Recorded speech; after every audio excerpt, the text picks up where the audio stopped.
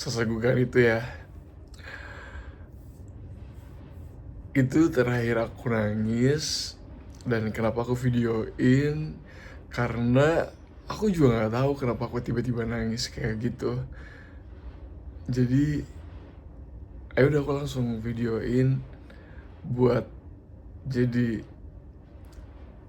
refleksi diri aja gitu.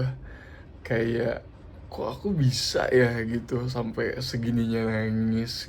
Oke, sebelum ke pembahasannya lebih lanjut, kenalin dulu buat yang belum kenal, nama aku Arlan.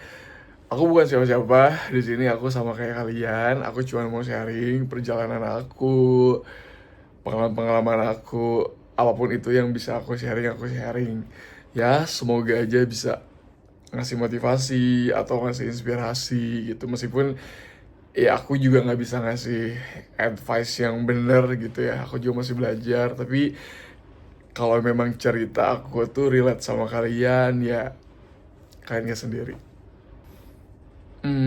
Sebentar aku lagi mikir, aku mulai cerita dari mana ya? Oke, intinya tuh aku tuh kan tinggal sama nenek kakek, ya kan? Terus dari kecil sampai gede sama mereka, jadi nggak tahu kenapa juga aku tuh setiap ada apa-apa tuh nggak pernah cerita gitu sama nenek kakek, selalu aku pendem gitu. Jadi pertama kali aku bisa cerita sama orang itu tuh pas aku pacaran kelas 2 SMA. Jadi pertama kali aku pacaran tuh kelas 2 SMA, baru aku bisa cerita. Dan cerita pun cerita-cerita yang ringan aja gitu, kayak hari ini ngapain, di sekolah ngapain, teman-teman kayak gimana, kayak gitu. Nggak ada tuh cerita-cerita yang kayak background keluarga, cerita tentang yang hal-hal yang dalam, deep banget tuh nggak ada.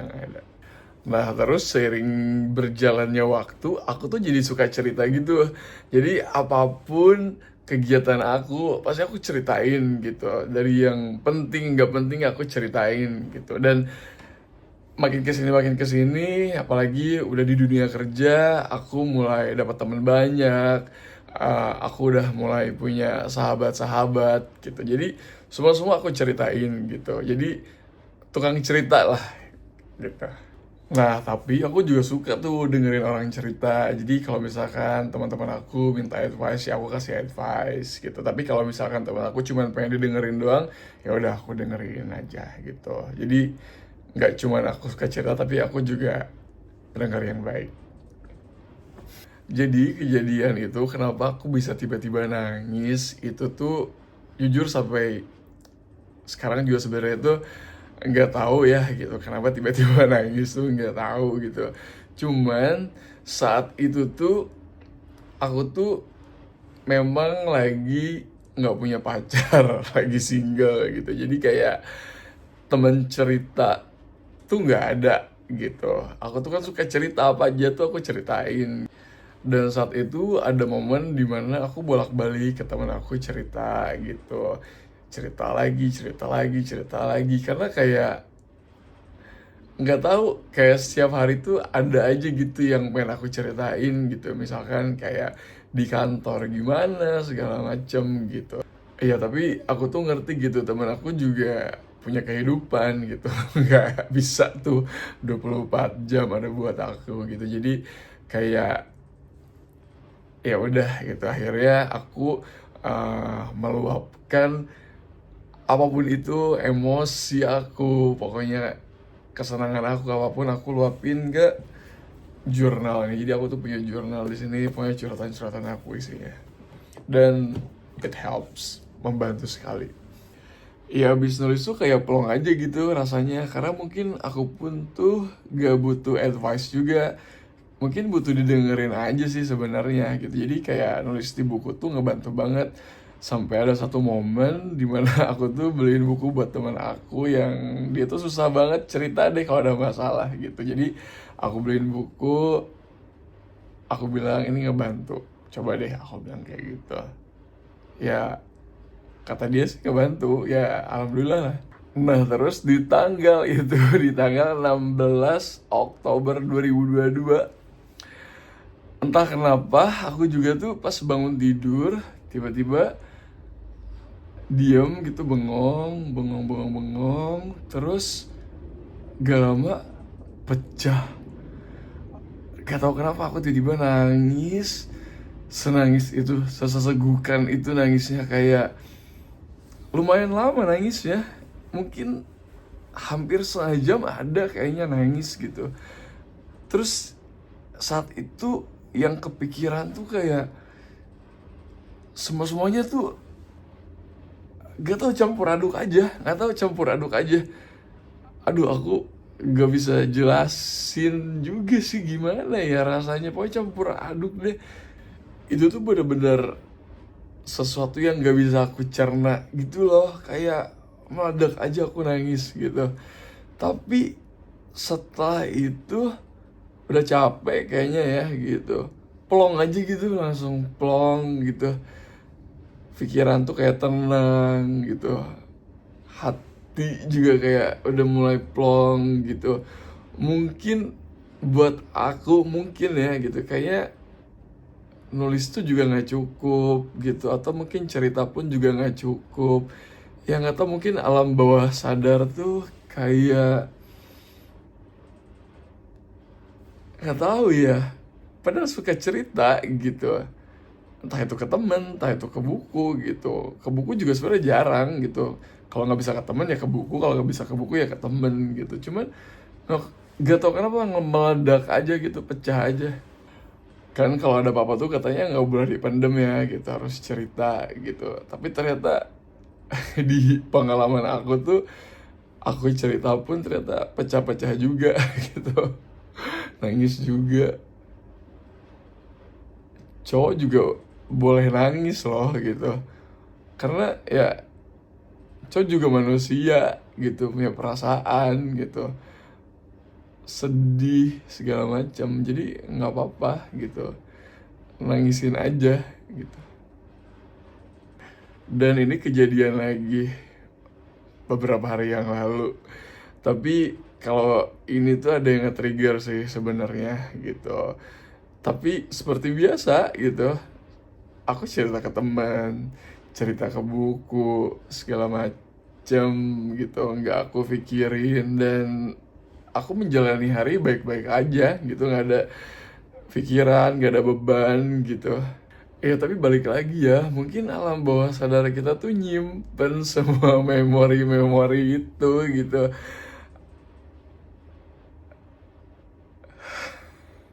Jadi ceritanya kemarin itu kejadian lagi tuh, aku nangis lagi tuh, sesegukan lagi. Wah, pecah lagi gitu.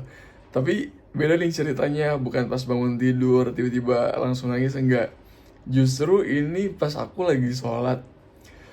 Jadi waktu itu aku lagi sholat Isya, terus di tengah-tengah sholat itu aku lagi berusaha khusyuk, gak mau kepikiran apa-apa gitu ya. Terus tiba-tiba aja tuh mata tuh udah kayak geter gitu loh.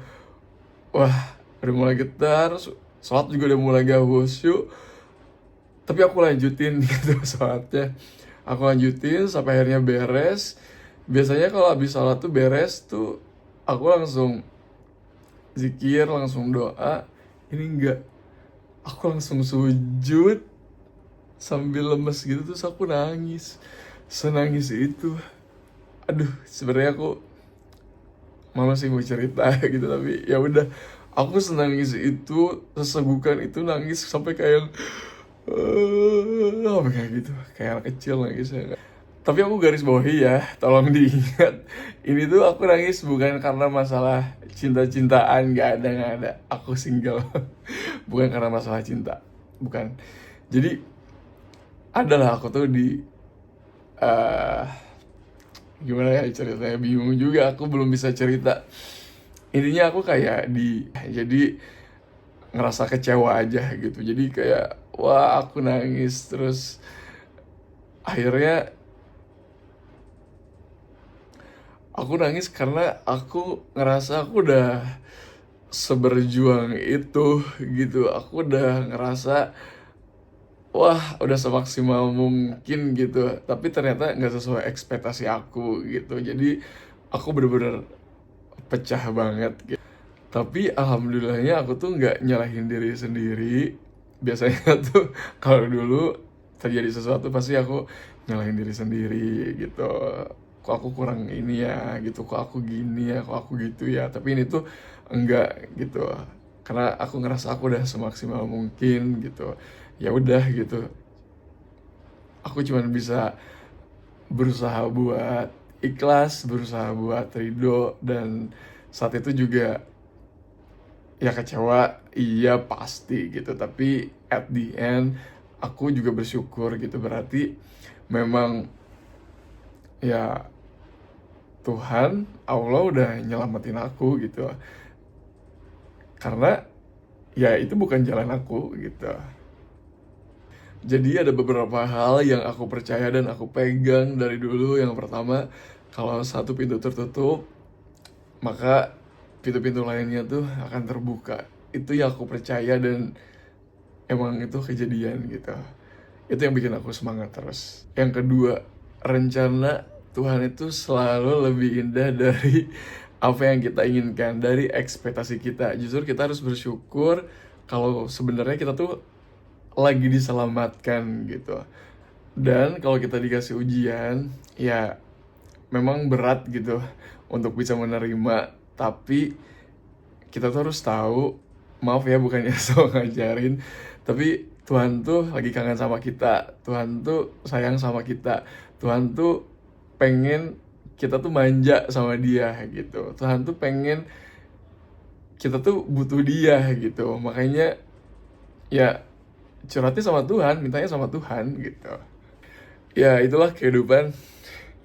Emang manusia tuh, kita tuh harus dikasih cobaan, harus dikasih ujian, masalah.